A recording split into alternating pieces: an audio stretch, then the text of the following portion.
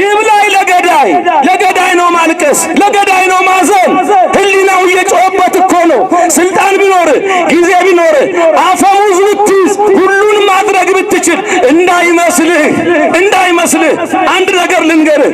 ናቡቴ የአባቶቼን ርስት አለ አልሰጥህም አለ። እንደነ ሚክያስ እንደነ ሚሊዮን የአባቶቼን ርስት እሰጥ ዘንድ እግዚአብሔር ያርቅልኝ ሲል የለም ትለቃታለህ አለና በሐሰት አስመስክረው ከሚስቱ ጋር ገደሉት።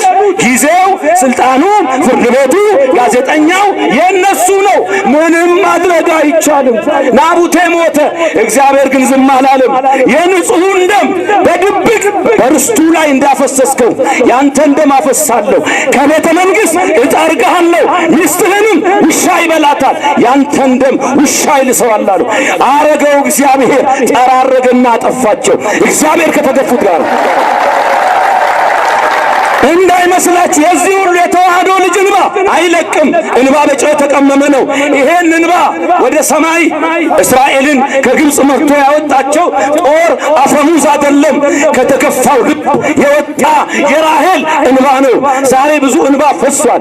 ግን እንባችንን በጊዜ የጨረስን የተዋህዶ ልጆች ደስ ይበላችሁ። የኋላ እንባ ለግፈኞች ነው።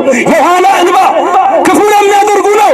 እግዚአብሔር በአንድ እርምጃ ውቅያኖስ ይሻገራል። ሲሻገር እናውቀዋለን። በአንድ እርምጃ ውቅያኖስ መሻገር የሚችል አምላክ አንድ ዘለላ እንባ ግን አያልፍም።